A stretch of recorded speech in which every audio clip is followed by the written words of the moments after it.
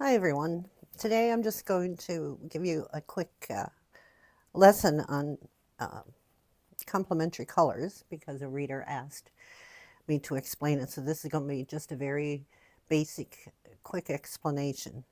So what a complementary color is it's the opposite of color on the color wheel. So for example, red, which is a basic color, um, the opposite would be green. So green would be the complement of red. Um, so let's see, blue, the complement of blue over here on the opposite would be orange, and the complement of yellow would be violet or purple. And the reason that these are um, important is because you can use them to change the tints or tones of whatever color you're working with. So, like say for example, you had a primary red and you wanted to tone it down a little bit. It's too bright for you. So what you would do would be to use the opposite color. So we've already determined that the opposite color of red is green. So I have phthalo green here. We'll see how that works in toning down your primary color. So we'll take a little bit of our primary red and wipe off my knife. Take a tiny bit of your phthalo green and mix it in, and it tones down or desaturates your base color, which is good like for things like making shadows rather than using black, which is what most beginners tend to do. You're better off using a toned down or desaturated um, color. So let's see, you can see it's kind of hard to see on the palette paper because it's shiny. So what we'll do is we'll put a little bit of our primary red here, nice bright color, and next to it I'll put the toned down red. It darkens it a little, and it also tones down the color. When you're doing this, use very small amounts of the darker color because it can quickly overwhelm your lighter color. Yeah, so the best thing for a beginner, the best tool you can have, I think, would be a color wheel. And one like, you don't have to get one like this. I mean, you can get basic color wheels. This has color mixing guides on it as well. So like if you had a blue and you wanted to add a yellow, you'd get a green. So this shows you how to do those things, right?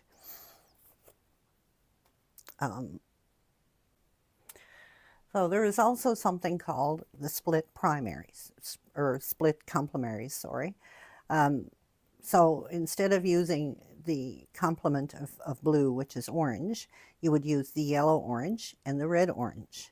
So they will give you slightly different variations of your color mix with blue.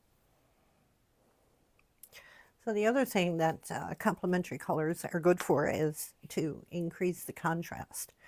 So for example, if you were to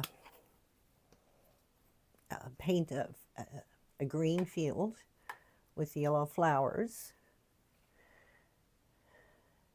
the yellow would seem to absorb completely into the green. There's not much contrast there. However, if you were to paint that same green field with red flowers, the red flowers pop. There's much more contrast. Another example would be the painting Starry Night. The colors used in that are a mixture of blues and yellows, which is also a big contrast, hey? So what Van Gogh did was used his blue. And if you see on the color wheel, here we go. The opposite of blue is orange. See, he went with more yellow oranges and some greens as well to give more contrast to his painting. So if you want a painting with high contrast, look on your color wheel. So you take your primary color. Let's say we want yellow, but we want something to pop. It's not hard to get something to pop from yellow. So the opposite of yellow would be violet or purple. Let's see if I got a purple here. Here we go. So this is dioxazine purple. And you can see it's a very dark color.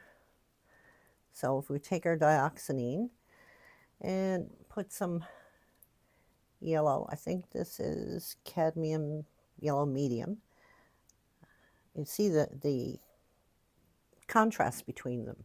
It would really make it pop. And it actually makes your purple look brighter. That's one of the things that complementary colors do. You can see the same thing with the green and the red. It makes the red pop, right? Rather than up here, the yellow doesn't pop. Because yellow or green is a mixture of blue and yellow. So the green kind of absorbs the yellow rather than making it pop, making it more contrast. The reason why, like say the yellow and the yellow makes the purple pop, is because you actually have yellow, which is a primary color, and the purple is made from blue and red, which are both primary colors. So you have all three primary colors together here. It's the same way with the red and the green, because red is a primary color and the green is a mixture of yellow and blue. So you have all three primary colors. When you have that, you're going to have contrast. If you mix them together, you're going to have mud. So just remember that. They make a lovely brown or deep or a black. Up here where we had our green and our yellow, because yellow is a primary color, green is a mixture of blue and yellow, so there's no red in there. So there's nothing to make the contrast. So if you can remember that, when you're trying to make a drastic contrast between two colors, take your base color, your primary color, and think about what makes up, like what color you can make from the other two primary colors that would make that pop. Because not everyone has all the colors they need. Sometimes you're going to have to mix, like say a green or a purple on your own. And you can have a look at all my other color mixing videos if you'd like to see how to mix the various colors and the tints and tones and shades of those. Anyway, this is a very basic explanation of what complementary colors are and what they can do. And I hope it was somewhat helpful for you. If it was, please like and subscribe to my channel, and I'll see you next time. Bye.